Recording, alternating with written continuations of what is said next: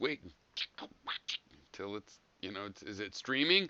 I don't know. I don't know until I wait over here in the full delay, but it starts streaming before then. So you have to figure out what you're going to do when you are waiting. All right, there it goes. Okay, so this we're talking about this guy just to prove it's not just Gary that has a crank physics to offer us. It's also someone who probably really decided he was a fan of Tesla. Tesla called Einstein an asshole. Boom, 30 years later, lots of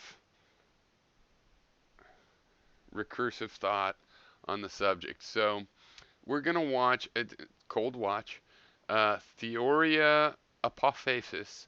He does mostly stuff on photography, which he seems to know what he's talking about. But he also hates Einstein and stuff and quantum physics. The last video I watched, the subject of the science subject was um, how this guy that invented the word photon, we're fans of him, and he was some sort of occultist. So anyway, quantum deconstructed, the religion of bumping particles and mushroom physics. I figured this would be good, worth watching. We're going to cold watch it together, you and me together. Happy New Year's! Um, Happy New Fears, Happy New Tears, Happy New Jeers, Happy New Cheers, Happy New Deers. Deers are usually nude. I've never seen a clothed deer, um, but it doesn't matter to have a redundant qualifier, which helps to point out that deer are totally cool with their bodies. They don't really care. All right, so we're going to start this now with my scene rendering system like this, except for this is the shared set. If I want to talk in heat, well, let's try this now. You know, I And here actually is giving him the I get a lot of stage. flack from people for calling Einstein an idiot. And then I point out to them that I'm only quoting Nikola Tesla, who called Einstein an idiot, a fool, a beggar I'd dressed in noticed purple that already. robes. Tesla said a lot of stuff about Einstein, so I'll remind those folks. And if they think they're smarter than Nikola Tesla, I would love to see their dozens and dozens of patents, or them revolutionizing the entire world and its electrical system. That's probably not going to happen. I'd like to point you to a video below, and I mentioned it before. So this is interesting because this is what I've been speculating for a long time, that his hatred of quantum mechanics, Einstein, modern physics as it's understood, comes from a fact that, like myself, I was a big fan, still am somewhat of a fan of Tesla. On the other hand, it wasn't entirely undeserved that he ended up being thought of as like sort of a crank, because he didn't just limit himself to things he proved, but all his ideas. And science is subject to this. I mean, the cranks that do crank science and go, "Oh, you guys are just all against me." They're not the only ones. There's also successful scientists that make some achievements that also kind of feel the same way.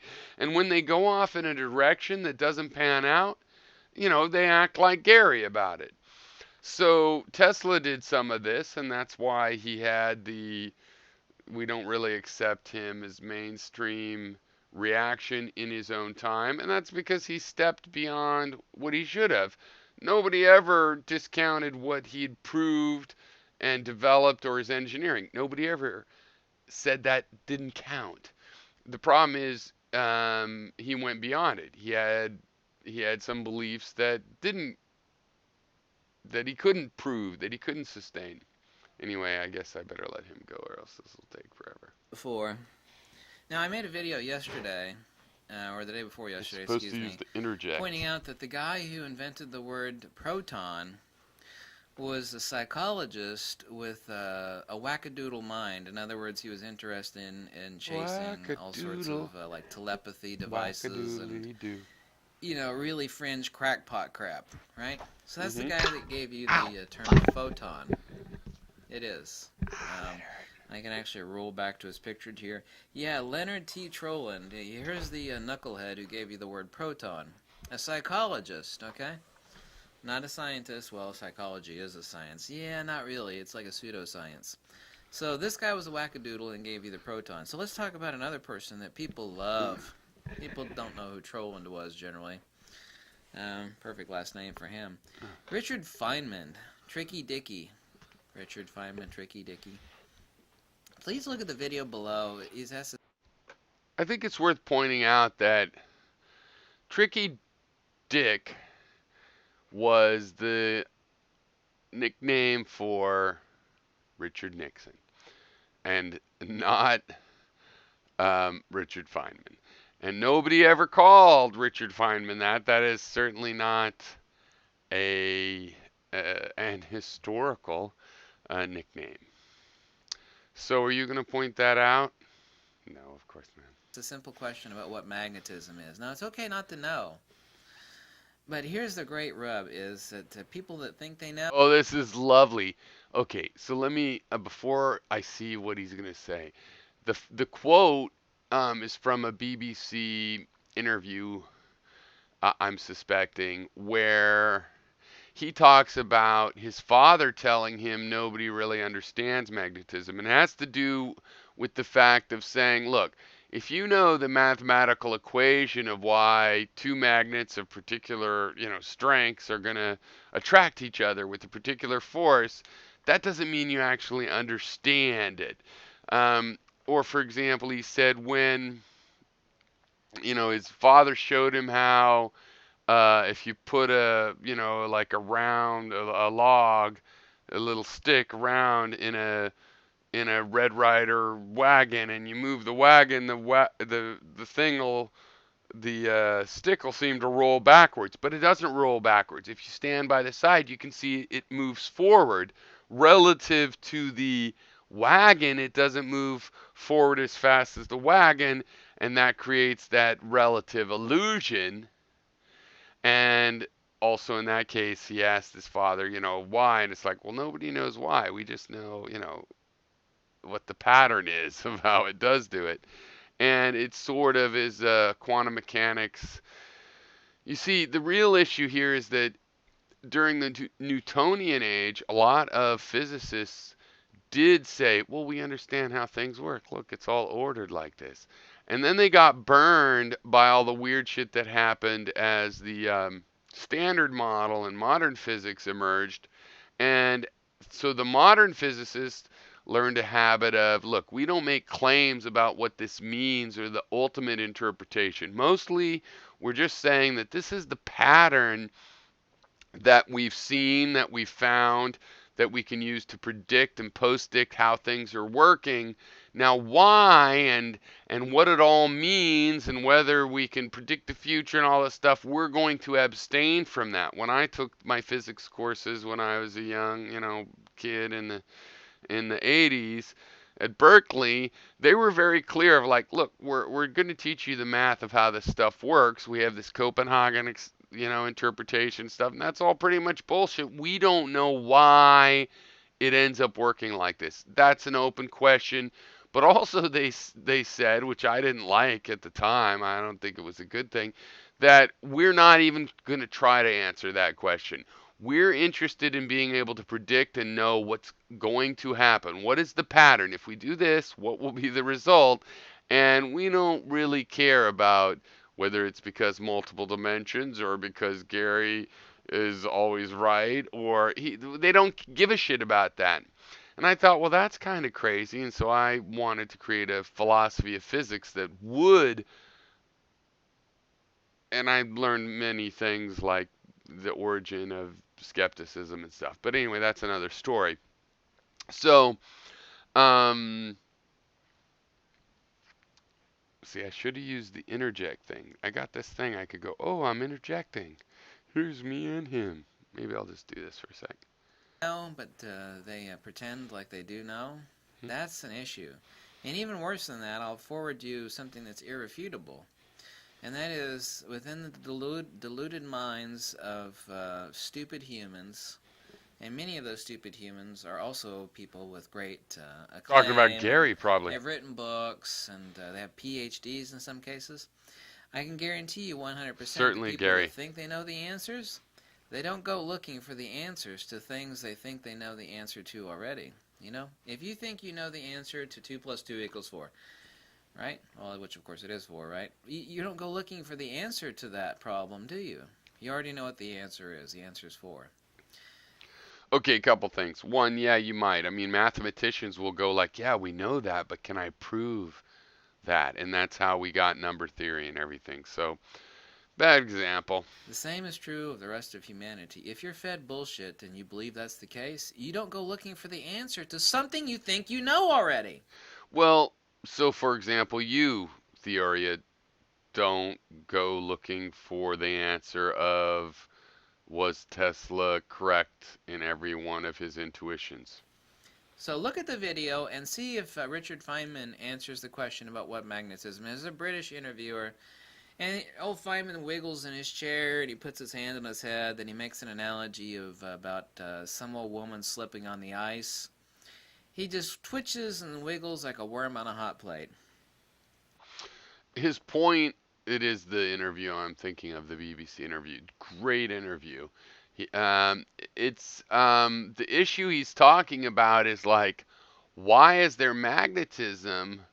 No, what he knows is that there is a thing we call magnetism that exhibits these following characteristics as far as a pattern of if the magnet measures this, then it will do this on a another magnet that measures that.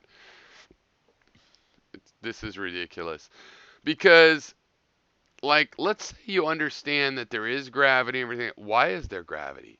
Let's say you figure out, well, because of these kind of quarks or this interaction or a field thing of this and that.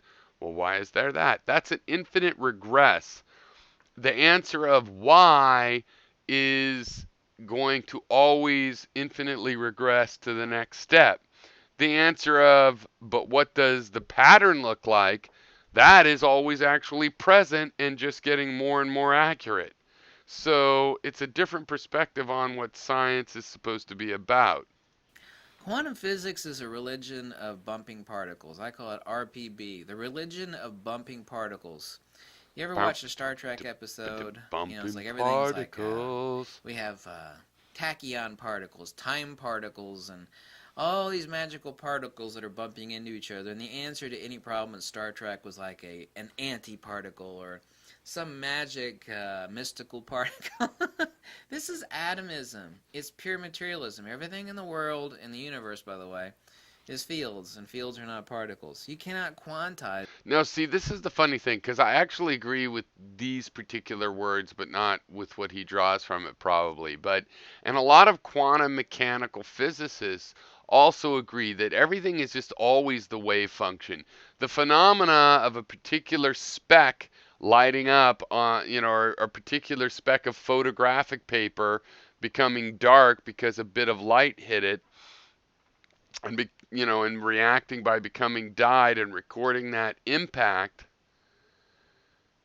right? That physical interaction is it's an exchange of information. It is it's a chemical reaction, and it seems pretty straightforward. As a field, for example.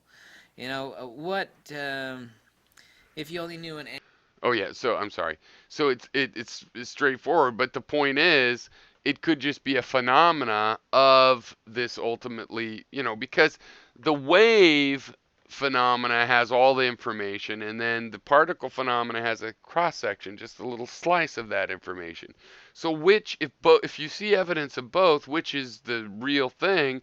Well, it's the one with all the information, and somehow that information gets a cross section or whatever, there's an interaction, and you have, let's say you have an electric charge on your whole body, and then when your dog comes up and touches his nose to your finger, and there's a little bit of static electricity, that's where the particulate electrical event manifested.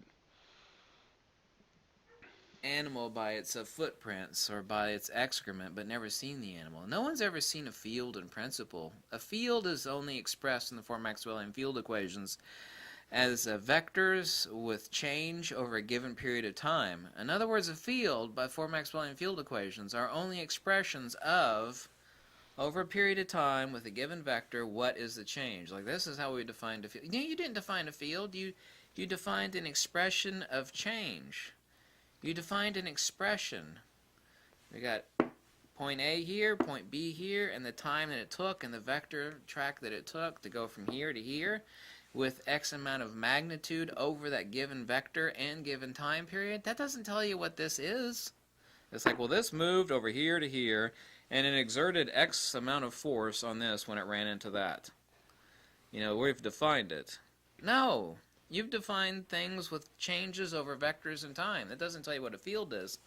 So please watch the video. This is another guy like in Mendham that I've grown. I grow an attachment to it because I like this. From Richard Feynman. This guy is the god figurehead within quantum mechanics. That's right. I My call God! Mushroom physics. Why is it mushroom physics? It's because it's about just like you treat a mushroom. You feed it shit, you keep it in the dark. That's so funny. Kind of incorrect because that would assume that the person that's feeding you shit and keeping you in the dark knows the real truth.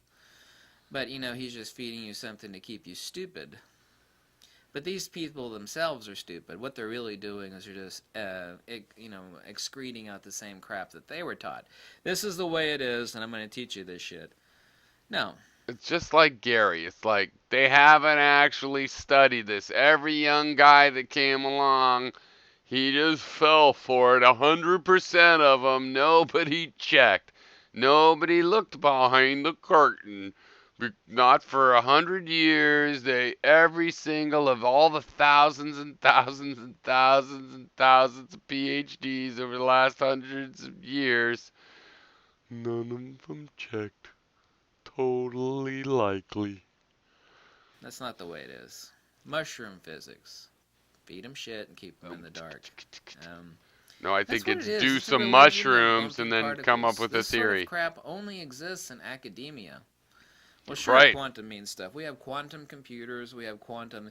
The word quantum doesn't mean anything. I could say this is a quantum battery. Sure. I could say that this is a quantum iPad. That's right, but it's not that it doesn't mean anything. That would mean, wow, all chemistry follows quantum mechanics. Everything we interact with is chemical. No, there's principles of quantum. The term quantum does not apply to anything in nature, and it is not in reference to any subject, capital S, a subject, a noun, like a person, a place, or a thing, a noun, a subject, a principle, a noun. No, the noun is of a theory that unifies a great deal of physics, basically chemical interactions between all the many. Basically, it unifies all of the elements as actually made of common parts, and their behavior can be calculated based on their composition of these more fundamental parts. Quantum does not refer to anything. Have you ever even thought about that fact? Sure, you can't be right because we have quantum computers. Not that this is a quantum computer.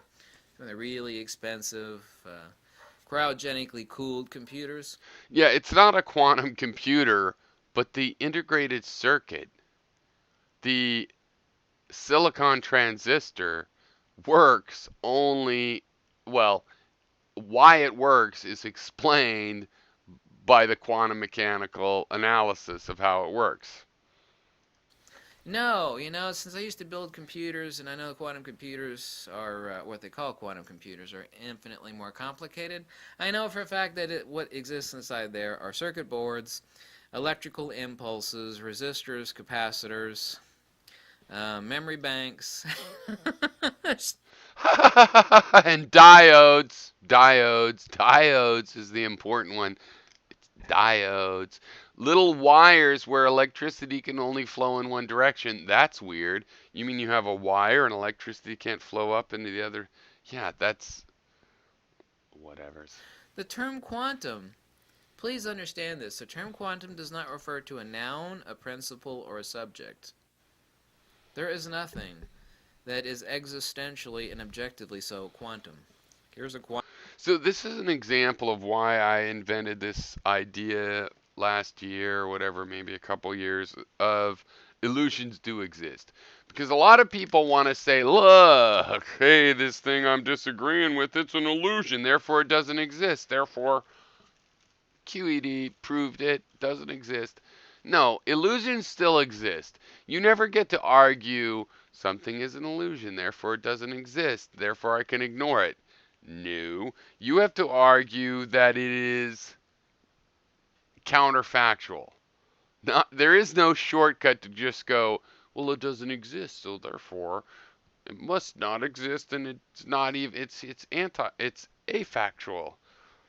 That doesn't work. That's not coherent. Many of you probably won't understand what I'm talking about. Quantum battery, you know, it runs off a lithium hydroxide combination, and there's a quantum flux that energizes it, and it has a really long battery life. I could imagine a battery from the future, right? It's a quantum battery, folks. Really? Point to me to the part in this battery that's quantum. Point me to any part inside the quantum computer that is a quantum. The term quantum is a concept reified by academia which has absolutely no existence whatsoever. There is no such thing as a quantum anything. Quantum X. Go find me that X. Well, quantum computer. Quantum mechanics is the name for an approach to analyzing energy transformations where the energy has to be in Planck units, right? It's a whole number of a minimum amount of energy. So that's what it means. Quantum battery, quantum tunneling, quantum effect. Okay, quantum tunneling is an effect that they predicted from quantum mechanics, from the quantum mechanical approach, turned out to work. So they call it quantum tunneling. These things don't exist. I could call anything quantum. So Gary and this guy agree on so many things, except for that this guy says photons don't exist. There's no such thing. Everything's fields, and Gary's like, no, what are you talking about? Photons are the only thing that exists. Quantums are bullshit. I want to see these guys debate live.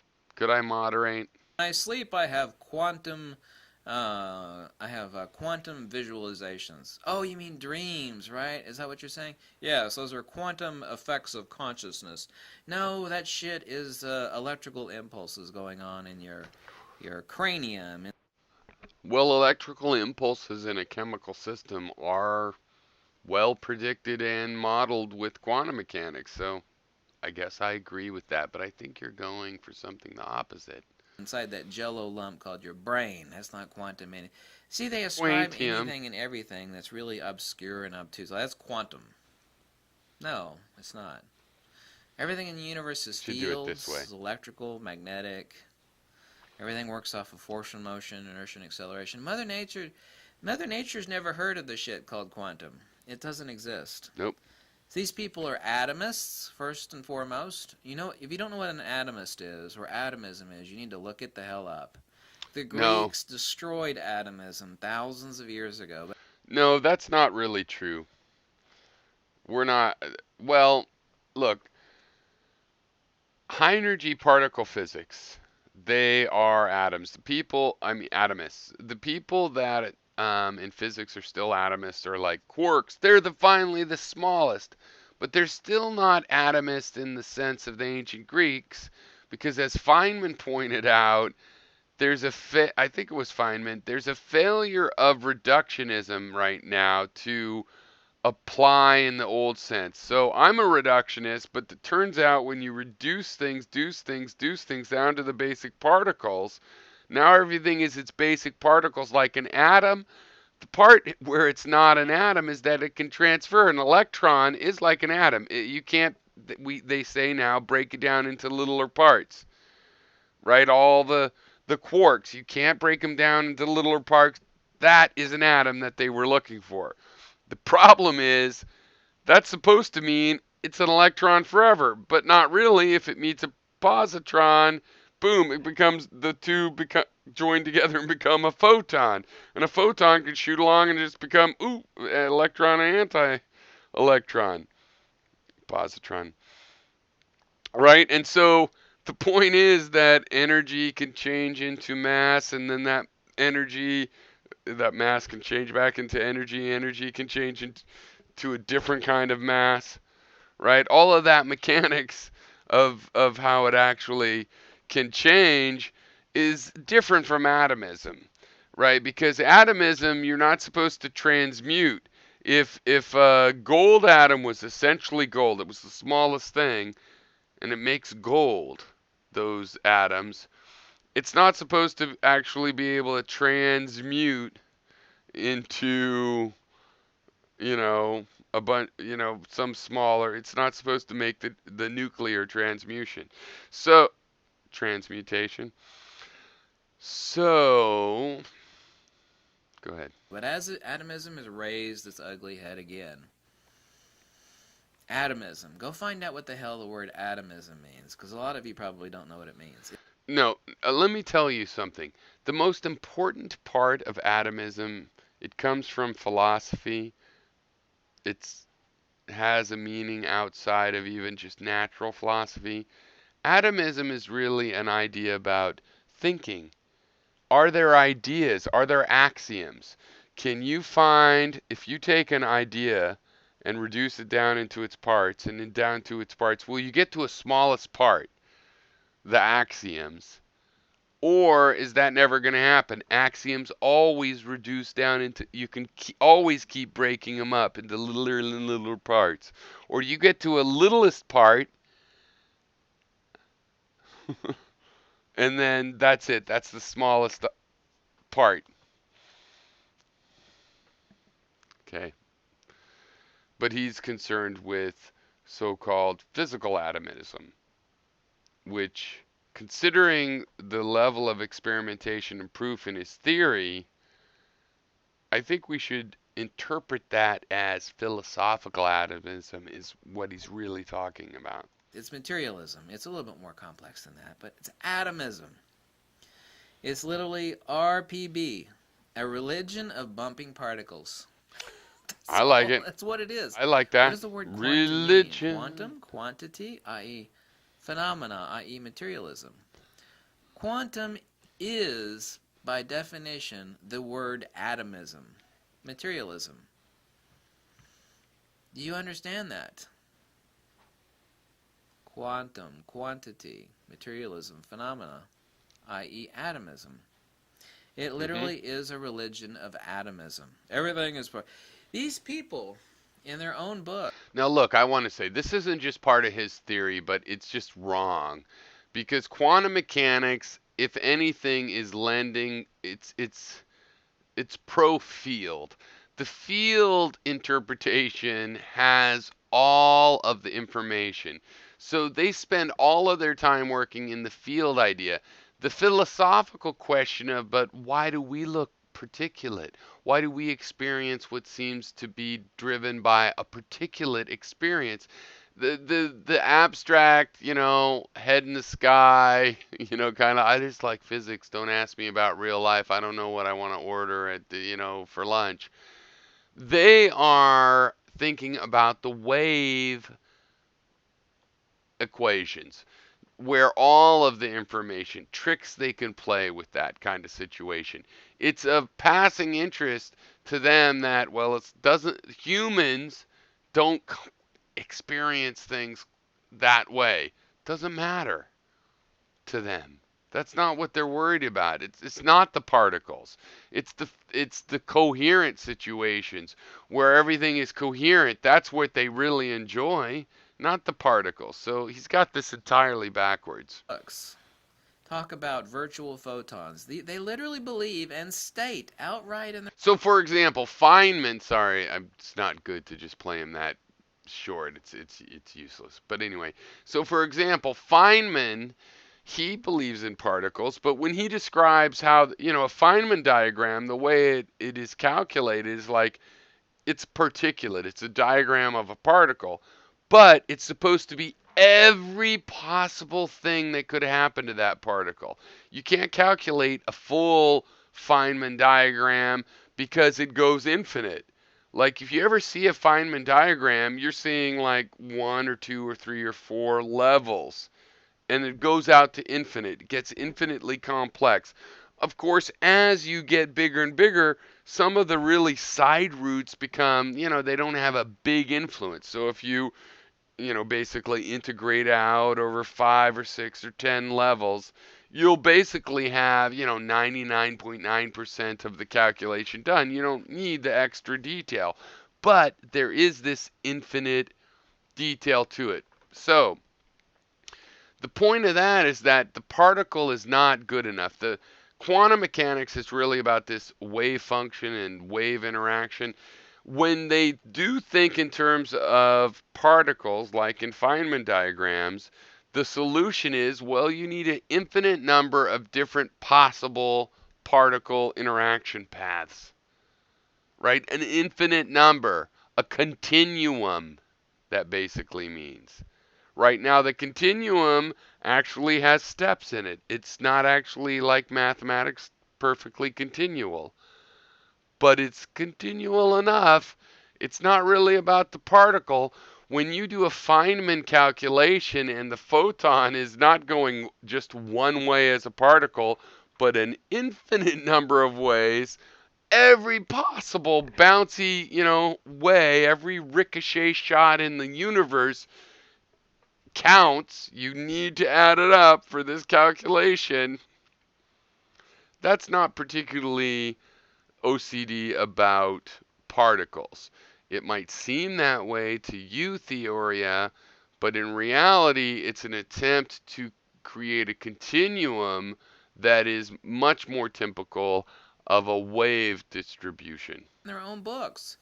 That what's going on? It's like what's happening? The flow from one side of a magnet to the other. Oh, it's virtual particles. Really? Have you ever observed these things or virtually? Yeah, no, we haven't. No, but it makes the math balance out when we do equations. I love it. It's just like Gary, where if it's part of my theory that hasn't been observed, it should be observed. If it's part of another theory that hasn't been observed, that's a big problem. In reality, we observe the effects of things. We never observe, we might think we observe things themselves, but we always observe the effects of things. For example, so when you're looking at a blue Ferrari, a blue Testarossa driving along, the Testarossa isn't really particularly blue, like the old Aristotelian idea that it has the property of blue. No, it's reflecting light. It selectively reflects light that is blue, and then the blue light, the blue photons hit your eyeball retina, right? So that's what's really going on. You're not perceiving the Ferrari, you are perceiving photons from which you can infer the existence of the Ferrari. Right? Got me? Really? This is what Tesla meant by thinking deeply yet being insane. That's Nikola Tesla's direct quote. There are those that think deeply yet are quite insane. This isn't my idea. These are these idiots' own words. Virtual photons, virtual particles. Virtual. Why don't I just stick in the word unicorn and leprechaun? What's happening on a magnet? Oh, these little miniature leprechauns that are going from one side to the other. Oh, really? Yeah, okay, that sounds plausible. We've got the math to prove it, Sure you do, okay. Once again, have you ever seen or actually had the output of any experiment being a virtual? No, we never have. We've never actually witnessed a virtual. No. So your entire science is built upon something that no asshole on Earth has ever observed in any experiment ever. Yeah, that's right. That's exactly right. Wow, that seems very, very plausible, intelligent, and a very wise conviction. No, it's not. It's not. Mushroom physics, folks. That is what quantum mechanics is. Mushroom physics. There is Creepy a shit song if in you're there. in the dark. Some Why, people he's have got a been saying, people ask me to make more songs. I mean, I've been making songs the whole time, but I have since my 20s. I know. But I've finished my era of making songs. People have been saying, and I think if I do start making, or not, if I start publishing some of the songs that I make, I think this is has a lot of potential. Mushroom physics, down, down, mushroom physics. Okay, sorry. Go ahead. PhD. I mean, you're just a fucking idiot compared to that guy. I mean, look at him balance out those equations. Yeah, part of his equations are virtual particles, which are not the input or output of any experiment ever done in history, ever. Ever, They are never. phantasms. They are pure reified Oh, concepts. You know what a reified concept is? It's like in Theoria's defense, he does do some pretty cool. He plays around, and you could call them experiments. He doesn't necessarily collect the data fairly, but he plays around with magnetism, you know, optical effects. Um, so that's pretty good. I mean, compared to Gary, who doesn't even do that. teaching little kids that Santa Claus exists, and then they grow up and like Christmas Eve, they keep thinking they're hearing Santa Claus in the basement. It's like, that must be Santa Claus. Like, no, it's Mom and Pop dropping the presents under the tree. A You don't know that. It could be Santa Claus. reified concept. There is no Santa Claus. Welcome to quantum mechanics. Actually, agree Please with him see on the that. video from Feynman below. If you don't watch What? this video below, that I give you a link to, and immediately realize that this guy, who is the cult This is figurehead of great. quantum mechanics, Video's down this there. guy, if you insult him to his followers, he's dead now. It's like it's like you're a Satanist and you just walked into Of course church you are. and you just told everybody to start worshiping the devil. Because They he was get like a saint. insanely angry. This is the religious figurehead of this movement of quantum mechanics. Yep. Watch the video. If you don't immediately think instantly, like, this guy's a moron, Oh, okay. then you might need to re-examine what you understand about things, or at least how to critically analyze, something that you watch or see or read. Please see the video below and I take a will. look at the cult figurehead of quantum mechanics. Try to I will. explain magnetism. Watch him not Okay. only fail, but fail miserably to a degree that is almost unimaginable. Yes. Thank you so much for watching. I'm going to enjoy this, but I can't do it right now because it's 10 o'clock and I was going to go watch Anderson Cooper and that terrible person. Not that much, but whatever. I'm going to watch all. I'm on the East Coast. I used to live on the West Coast and then in Hawaii time zone, and it'd be like 6 hours at 6 o'clock in the afternoon, and it's midnight when the thing drops. No, now I'm on the East Coast. This is the actual New Year's that is covered by the media. So I'm going to go watch all that crap, that Today Show kind of crap. Yeah, criticize me if you want. I know it's stupid, but it's just a way to spend time with your family. But I'm going to watch this Feynman video. It's got it. Let's go ahead and check before I go. I'm not going to watch it. Don't get excited. If you get hold of two magnets and you Yeah, this is from his BBC interview. It's really nice interview, I would say, in his a bit older years. There's a couple good things. I guess maybe I should show some of the Feynman, some of the better Feynman. Well, there's a lot of good Feynman. Um, there's these black and white lectures he did when he was very young. I think those are the most informative to people. The people like Gary and Theoria should probably face as the most important things to pay attention to.